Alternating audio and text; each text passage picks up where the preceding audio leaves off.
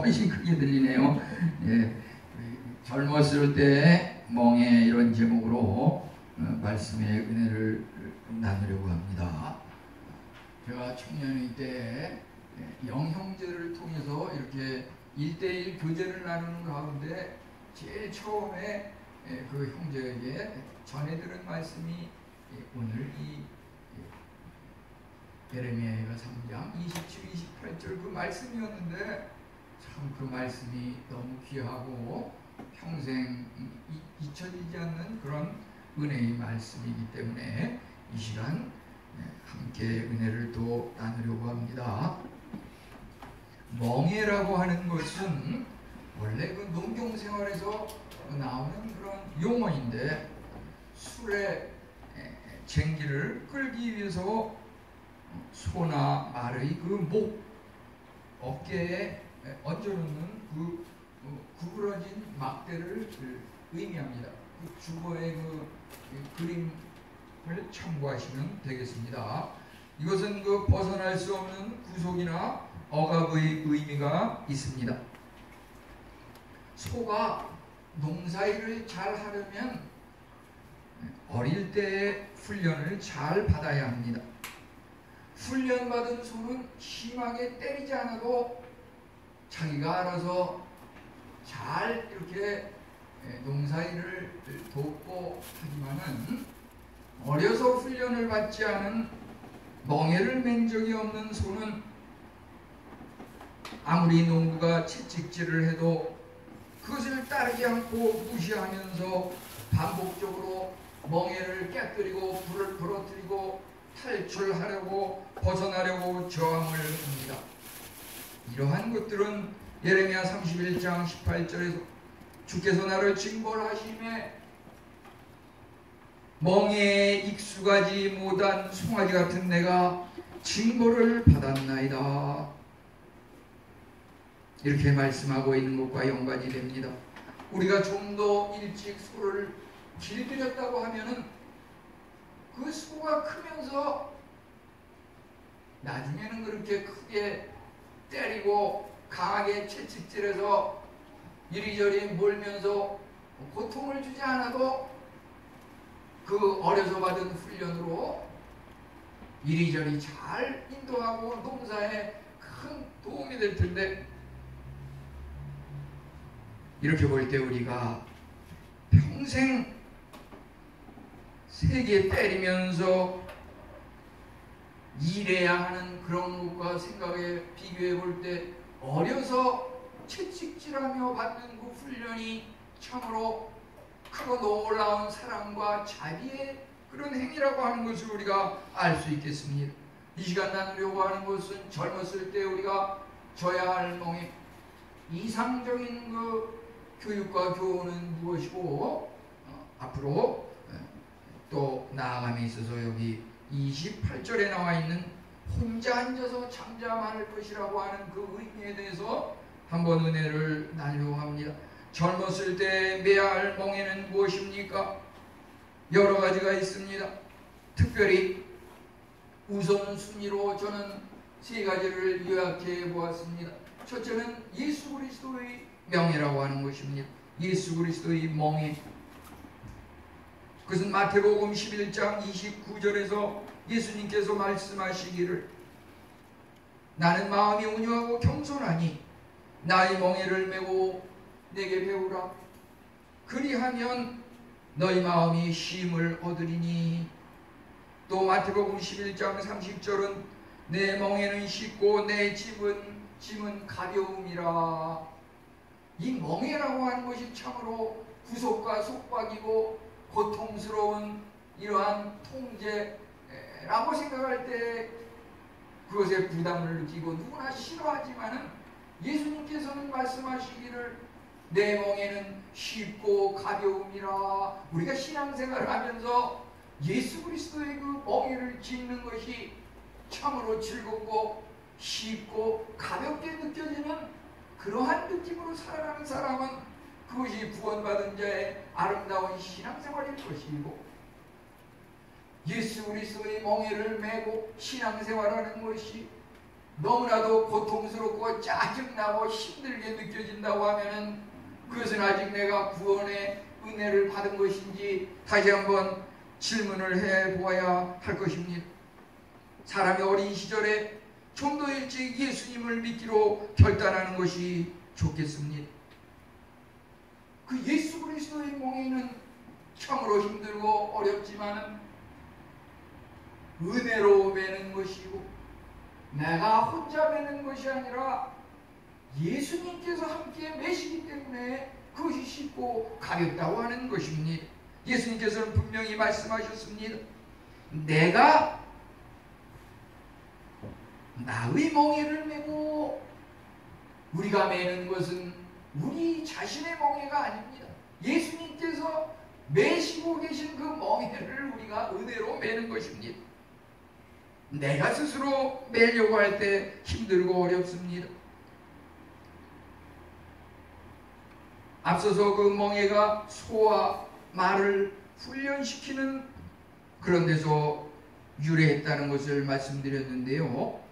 그 송아지를 보게 되면은 송아지가 멍에를 맬 때 그 자세라고 하는 것은 물론 손과 발 네 개를 다 땅에 대고 있는 자세가 사람의 이 서 있는 자세와 조금 다르긴 하지만 그 소의 그 멍에를 매는 자세를 우리가 한번 생각해 보면 엎드리고 구부리고 허리를 구부린다고 하는 것 상당히 힘든 자세입니다. 허리를 구부린다고 하는 것 누구나 좋아하는 자세는 아닙니다. 그러지만 마태복음 16장 24절에 누구든지 나를 따르려거든 먼저 자기를 부인하고 날마다 십자가를 지고 나를 쫓을 것이니라. 예수님을 따르는 그 방법이라고 하는 것은 우리가 십자가의 멍에를 짊어지고 따르는 그것이 올바른 신앙생활이라고 하는 것입니다. 우리는 예수님을 향해서 예수님 평생 예수님을 사랑합니다. 우리가 참으로 꽃 한 송이를 예수님을 향해서 건네면서 예수님 평생 예수님을 사랑합니다. 우리 한번 해보겠습니다. 다 같이. 어느 분이 정말 예수님의 마음에 흡족하게 하시는지 한번 제가 살펴보려고 하는데요. 우리 두 손을 들고서 예수님을 향해서 한번 고백해 보겠습니다. 예수님 평생 예수님을 사랑합니다. 네. 이러한 고백은 빠를수록 좋고 또 빠를수록 더 쉽다고 하는 것입니다. 이제 둘째, 자제력의 멍에라고 하는 것. 우리는 누구든지 자신은 높이면서 상대방 남은 무시하려고 하는 그러한 경향이 있습니다.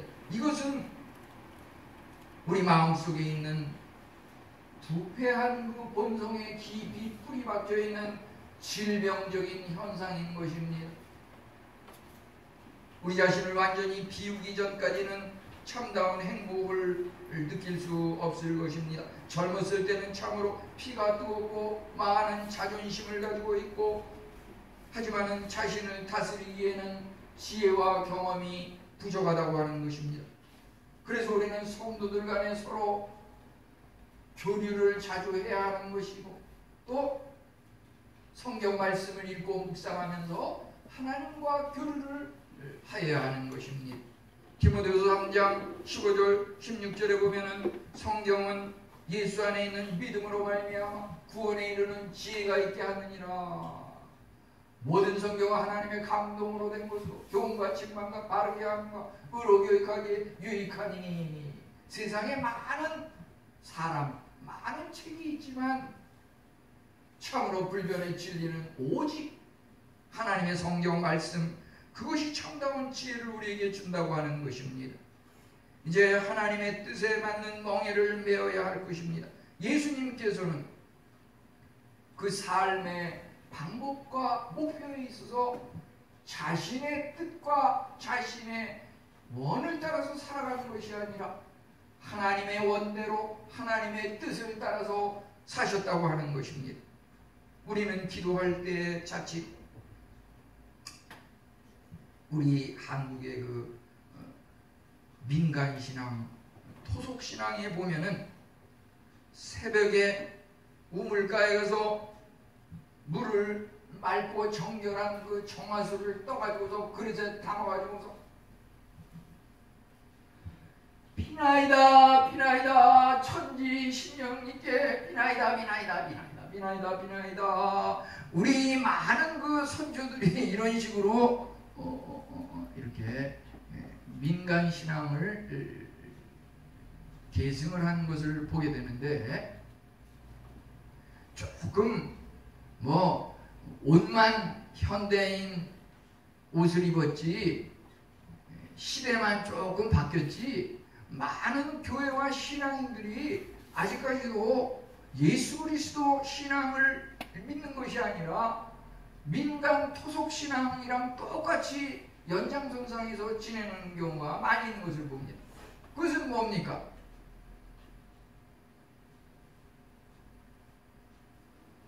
하나님 앞에 빌 때 하나님께서는 그 많은 계명을 집약해서 한마디로 물어볼 때 하나님 사랑, 이웃 사랑을 말씀하시는데, 하나님을 사랑하고 이웃을 사랑하는 그것을 우선시하지 아니하고 나를 사랑하는 거기에 우선을 두는 것이 세상 토속 민간신앙과 기독교의 하나님 사랑, 이웃 사랑, 그 믿음의 방법의 차이라고 하는 것입니다. 예를 들어서 우리가 기도할 때 물론 그것을 빼놓을 수는 없지요. 내 남편 승진하게 해주십시오. 많은 사람이 연초에 기도 제목을 낼 때 그러한 것들을 많이 내는 것을 보게 됩니다. 내 자녀 입시에 꼭 붙게 해주십시오. 경연대회가 있는데 꼭 우수한 상을 받게 해주십시오. 이 내면 속에는 다른 직장 동료들을 제치고 많은 경연대회에 참가한 경쟁자들을 물리치고 입시를 지원하는 많은 친구 학생들을 떨어뜨리고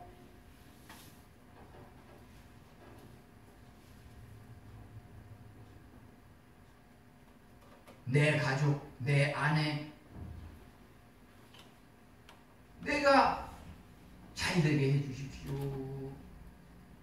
이렇게 기도하면서 그 응답을 기다리고 그 응답에 따라서 하나님이 살았다, 하나님이 죽었다, 응답하신다, 안 한다. 이것이 참다운 기독교가 아니고 민간신앙, 토속신앙과 똑같은 그런 현상이라고 하는 것입니다.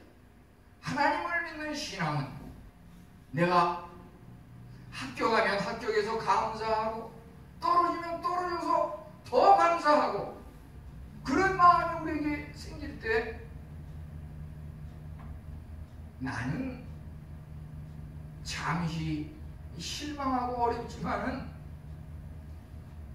심지어 내가 평소 싫어하고 얕잡아왔던 그 사람이 잘 되는 것을 잘했다고 박수 쳐줄 수 있는 그러한 기회를 우리에게 주신 하나님 앞에 감사할 수 있는 그러한 것이 귀하다고 하는 것입니다.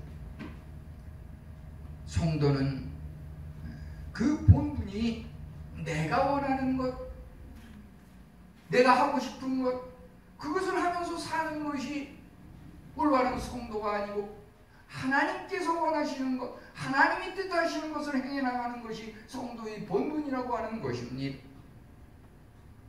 우리는 그것을 제1계명 하나님 사랑, 이웃 사랑, 그것으로 집약하게 되는 것입니다. 우리는 예레미야 선지자가 예레미야 1장 6절에서 주 여호와여 보소서 나는 아이라 말할 줄을 모르나이다. 많은 사람들이, 선지자들이 어린 시절에 하나님 앞에 부름을 받았는데, 물론 그 반응은 어려서부터 나를 불러주셔서 하나님 감사합니다, 그런 사람은 거의 없어요. 난 아직 어렸는데 왜 나를 부르십니까? 처음에는 상당히 의아해하고 다 거부 반응을 일으켰던 것은 사실입니다. 그지만 그가 하나님 앞에 순종할 때 에레미야 선지자가 그 백성들을 위해서, 온 인류의 구원을 위해서 하나님의 말씀을 올바로 전하고 큰 일을 행했던 것을 우리는 말씀을 통해서 보게 됩니다. 이상적인 교육은 무엇입니까? 공동체 훈련과 주일 학교와 비난의 멍에에 대해서 말씀드리고 싶습니다. 요즘 공동체 훈련이라고 하는 것, 우리 교회에서는 물론 그 수련회라고 하는 것이 있는데, 요즘 코로나 때문에 잠시 이렇게 수련회를 하지 못하도록 이렇게 돼서 아쉬운데요. 지금 불교에서도 마음과 신체를 단련하기 위해서 부쩍 템플 스테이라고 하는 것을 갖다가 이렇게 운영하는 절들이 많이 있습니다. TV에도 그런 것들이 자주 방영되더라고요. 현지 상황이 막 중계되다시피 하더라고요. 군인도 아닌데 공부하는 학생들조차도 보면은 무슨 사관학교 이렇게 해가지고서 군인들이 막 군에 입대해가지고서 병영생활하듯이 일사불란하게 단체 생활을 하면서 거기서 공부하는 이러한 모습들을 보게 됩니다.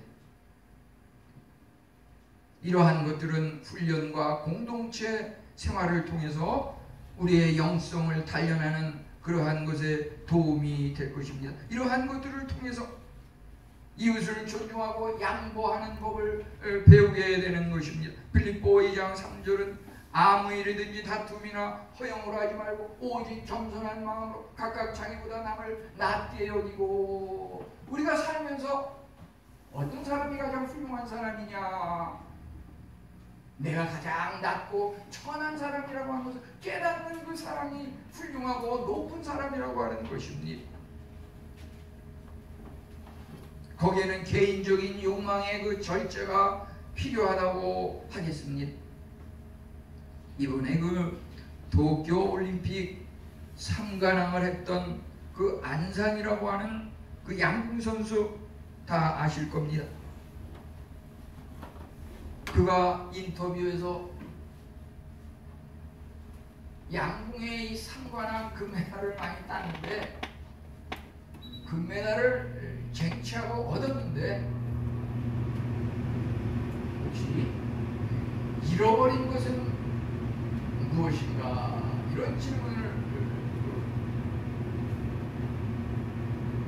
방송에 이렇게 질문하는 것을 보았습니다. 그 안산 선수는 그 답하기를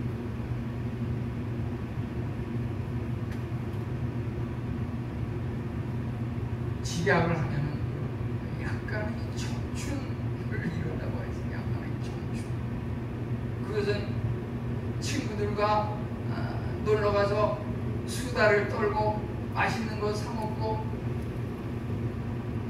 그런 일들이 참으로 기억에 남는 추억, 잊지 못할, 다시 한번 해보고 싶은 그러한 일들이지만은 자기가 국가 대표로서 그 양궁에 몰두하고 이렇게 하다 보니까 개인의 어떤 욕망과 희망을 다 포기하고 오직 운동에만 전념했다고 이렇게 말하는 것을 들었습니다.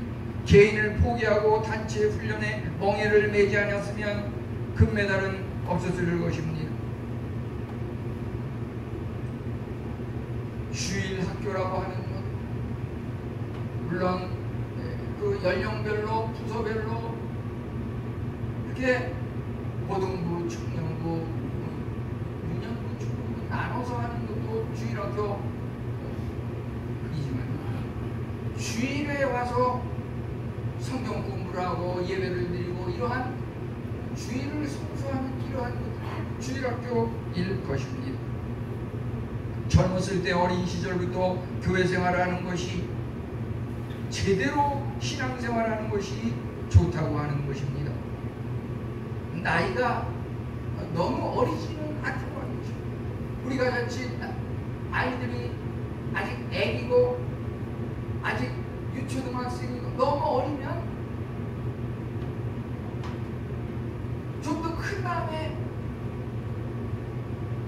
자기가 스스로 가고 싶은 마음이 생길 때 가면 되지, 이런 식으로 미루기가 쉽습니다.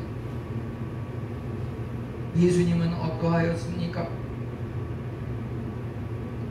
12살 시절에 예수님은 유월절을 지키기 위해서 온 백성이 예루살렘으로 향할 때 부모님과 함께 갔었는데, 그곳에서 많은 사람들이 오고 가니까 부모님의 손을 깜빡 놓치고서 부모님과 분리가 돼가지고서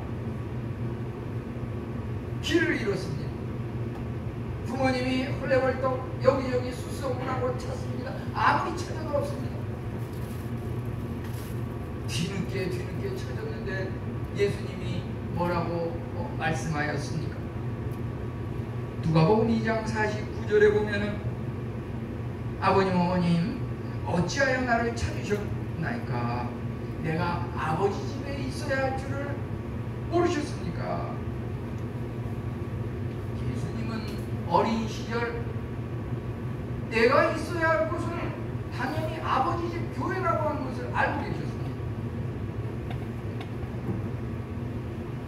유아들은 참으로 아무리 어려도 신앙생활을 감당할 수 있다고 하는 것입니다.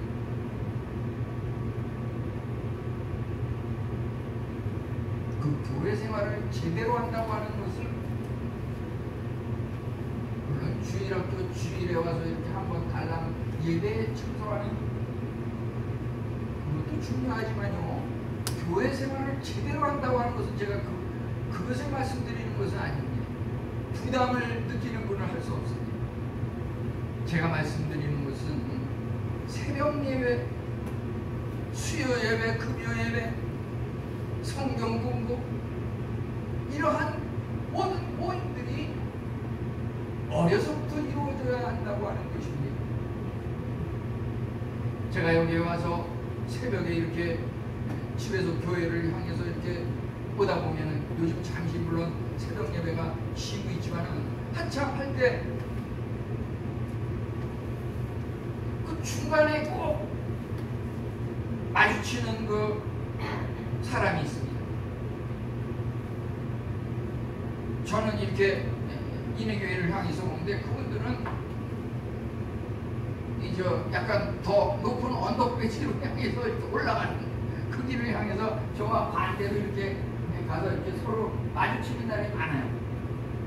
어머니, 아버지하고 그 아들, 딸, 초등학생, 중학생 그 아들, 딸이 그 어머님, 아버님 그 손을 붙잡고서 세 명마다 같이 예배를 드리러 그 교회의 높은 언덕을 향해서 올라가는, 자주 마주칩니다. 처음에는 그냥 지나가나 보다 하지만은 너무 자주 마주치니까 이제 안녕하세요.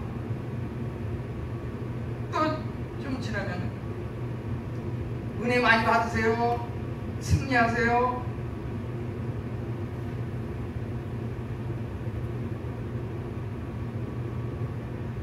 우리가 예배 참석이라고 하는 것을 절대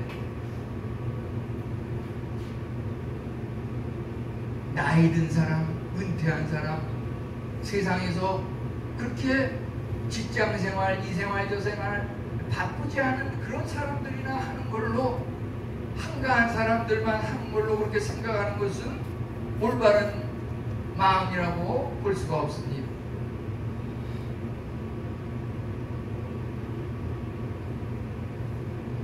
유아 아이들이 아무리 어려도 그러한 것을 감당할 수 있다고 하는 것입니다.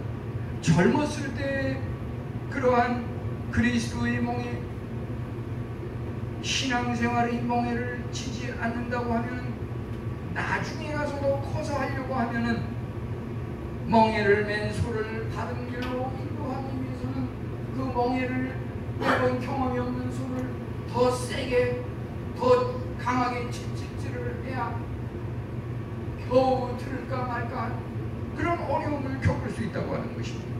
나중에 하려고 하면은 참으로 그 멍에를 맨 그 목과 어깨에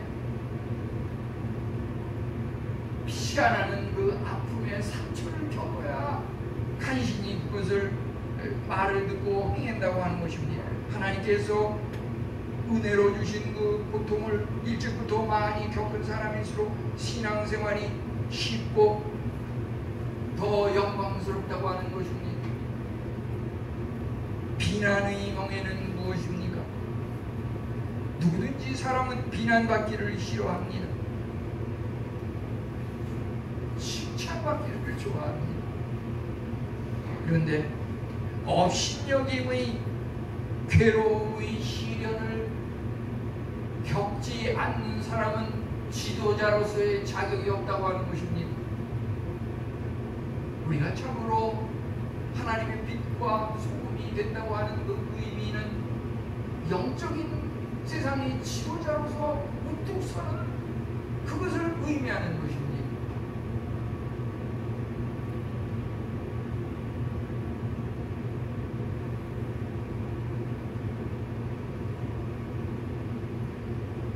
저도 이런 그 생활을 하면서 교회라든지 이런 여러 가지 사회생활을 하면서 최근에 참으로 평생 겪어보지 못한 이러한 일을 또 이렇게 경험하는 경우가 있었는데 너무나 어처구니 없고 말도 안 되는 이러한 예상치 못한 일이지만은 잠시 잠깐 그러한 것이 원망스럽고 고통스러웠지만은 오늘의 말씀을 통하여서 참으로 비난과 업신여김, 오해와 손가락질 그러한 것들을 내가 겪게 하시는 것은 내가 참으로 하나님 앞에 좀 더 올바른 지도자로서 올바른 교육자로서 서게 하기 위한 그러한 은혜의 과정이구나 라고 생각할 때 하나님의 그 은혜가 너무 감사한 것입니다.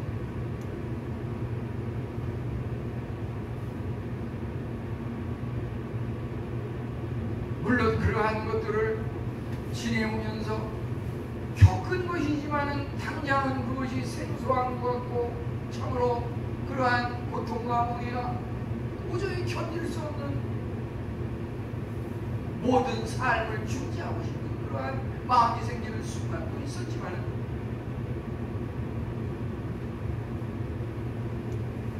우리가 강도사 시절에 청년부 사역을 하는데 그룹 성경 공부를 하는데 그 중에 지도자 되는 그 청년 조장이 강도사님 그걸 성경 공부라고 가르칩니까? 라고 하면서 성경 공부 중간에 뛰쳐나가더라고요.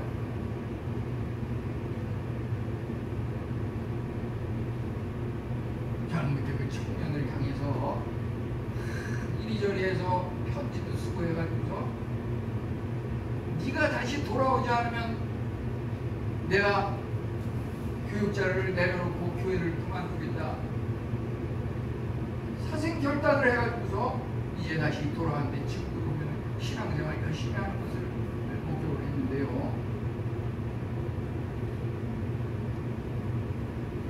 선교지에 가서 물론 봉사활동을 하고 신앙생활을 하지만은 그 후배도 저보다 한 5살 이상 어린 그런 후배인데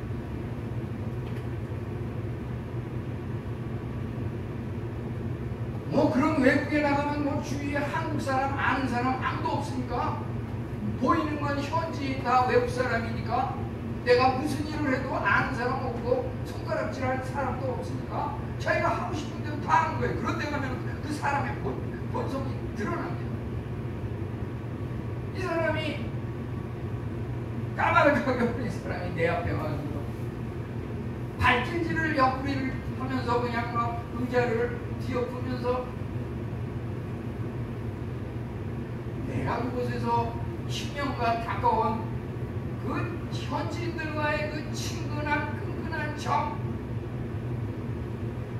그러지만 그가 와가지고서 이제 한 1년도 안 돼가지고서 너무 무시를 당하고 있다 보니까 그것을 나한테 화풀이를 하는데,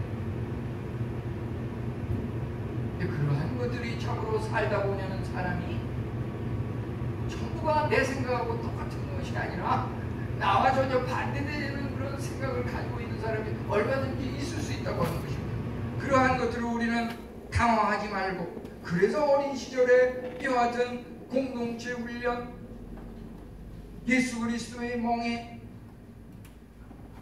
때로는 비난의 멍에, 업신여김의 멍에를 우리가 견딜 수 있어야 하는 것입니다. 신앙생활이라고 하는 것은 영적인 훈련이기 때문에 세상적인 때로는 그 법으로 정해져 있는 그것과도 조금 다른 경우도 많이 있습니다. 특히 요즘에 와서 1년이 다르게 뭐가 자꾸 법이 개정이 되면서 어린이들을 존중하고 자녀들을 존중하고 학생을 존중하고 이러다 보니까 체벌을 못하게 하고, 조금만 오해를 받으면 교사가 고발을 당하고 이런 시대가 되어버렸는데요.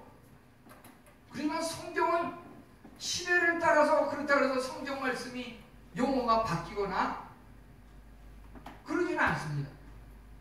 그 2000년 전에 그 말이 지금 그대로입니다. 뭐라 그랬습니까? 잠언 23장 13절 14절은 채찍으로 때릴지라도 그가 죽지 아니하리라. 채찍으로 때리면 영혼을 수월해서 구원하리라.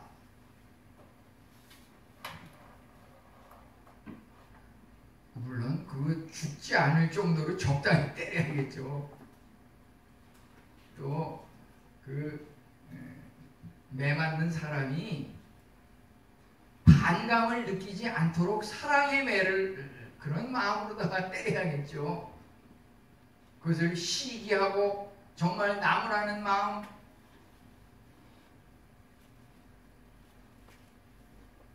증거를 하려는 그러한 마음으로다가 이렇게 하게 되면은 거기에서 부작용이 나고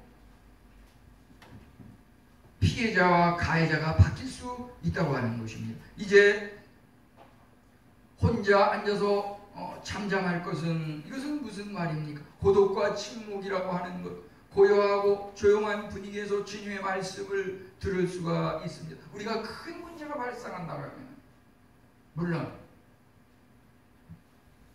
때로는 부모님에게 또는 스승님에게, 선배와 여러 이웃 유명한 사람에게 그러한 것을 상의해서 문제를 해결할 수도 있지만, 나 홀로 방에서 조용한 시간에 내 자신을 돌아보면서 깊이 하나님과의 그 1대1 만남의 그 고독한 시간을 가질 때 거기에 그 큰 문제 해결점이 있을 수 있다고 하는 것입니다.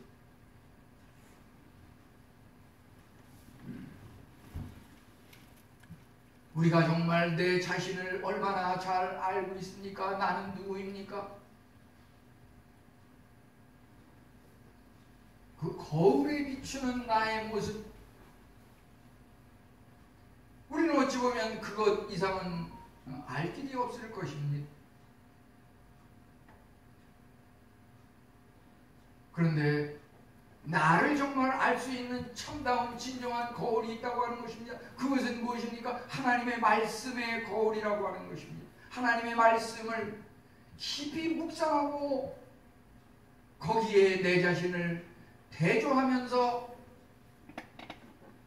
하나님께서 비추시는 나의 그 안팎의 모습을 살펴볼 때 과연 내가 누구인지, 모든 사람이 죄를 범하였으며 하나님의 영광이 이르지 못하더니 내가 하나님 앞에서 죄인이라고 하는 그것이 깨우쳐지고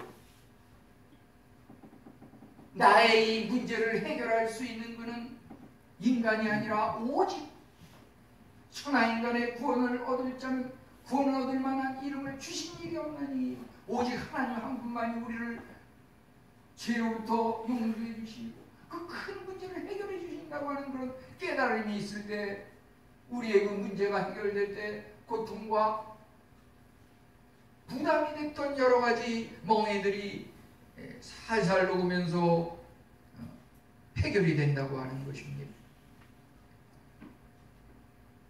우리 한번 다 같이 복창하고 싶은 것은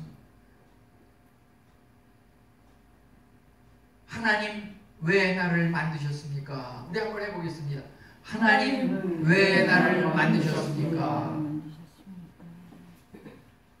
모든 사물, 물건에 그것을 만든 사람의 그 목적과 마음이 담겨 있을 것입니다. 내가 하나님에 의해서 만들어진 것도 마찬가지입니다. 하나님께서 나를 만드실 때에는 거기에 뚜렷한 분명한 목적이 있으셨을 것입니다. 그 목적을 우리가 발견하고 그 하나님의 원과 뜻대로 우리가 살아갈 때 그것이 하나님과의 혼자 앉아서 잠잠한 고독과 침묵 속에서 내 자신의 정체성을 분명히 발견할 수가 있다고 하는 것입니다. 하나님께서 나를 만드신 분명한 목적이 있으심으로 나를 끝까지 지키시고 보호하시고 책임지신다고 하는 것입니다. 우리는 악에서 분리되고 독립되어야 할 것입니다. 예를 들어서 어떤 한 사람이 귀한 것을 도난당해서 도둑질 당했다고 피해를 당했다고 억울함을 호소하는 한 사람이 있다고 합시다. 그런데 그가 피해를 당했다고 이렇게 고발을 하였지만은 그의 이야기를 가만히 들어보니까 그가 도둑질을 당했던 그 길에 늘 그곳에는 도둑이 숨어서 지나가는 사람을 노리고 귀한 물건을 강탈해 간다고 하는 그것이 이미 알려져 있고 그 사람들이 알고 있습니다. 그러면 그 길을 가지 말고 피했어야 하는데 거기 가면 도둑질 당할 확률이 많다고 하는 것을 빤히 알면서도 그 길로 가서 도둑질을 당했다고 하면은 그것은 결코 피해를 당한 거라고 볼 수가 없습니다. 오히려 그것은 그 사람이 도둑질을 계속 도둑질하게 만든 피해자가 아니라 가해자일 수 있다고 하는 것입니다.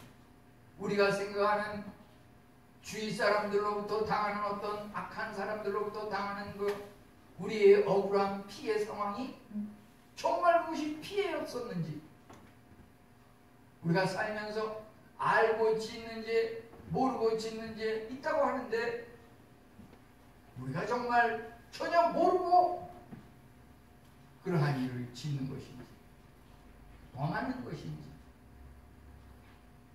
깊이 생각해 보아야 할 것입니다. 그것은 참으로 그 상황과 환경이 잘못된 것이 아니라 그것을 가담한 내 자신이 잘못이라고 하는 것입니다. 잘못된 어울림인 줄 알면 악으로부터 분리돼서 구별된 삶을 살아야 하는 것입니다. 불평과 변명이라고 하는 것은 하나님 앞에서 떳떳하지 못하다고 하는 것입니다. 이제 우리는 질서를 존중하는 것이 중요하겠습니다. 우리가 감옥 속에 들어가 있는 수감자들을 생각할 때 그들이 자기 자신의 현재에 대해서 일단 그 결과 판정에 대해서 순종을 하고 자기 자신을 돌아보는 그러한 시간을 갖는 것이 중요할진데 그곳에 들어가서도 계속해서 자기를 판결한 판사를 비판하고 잘못 판단했다고 잘못 판정을 했다고 트집과 불평만 한다고 하면 그에게는 희망이 없을 것입니다. 기회라고 하는 것은 항상 있는 것은 아닙니다. 우리 순간순간에 내가 장래의 날을 결정한다고 하는 것입니다.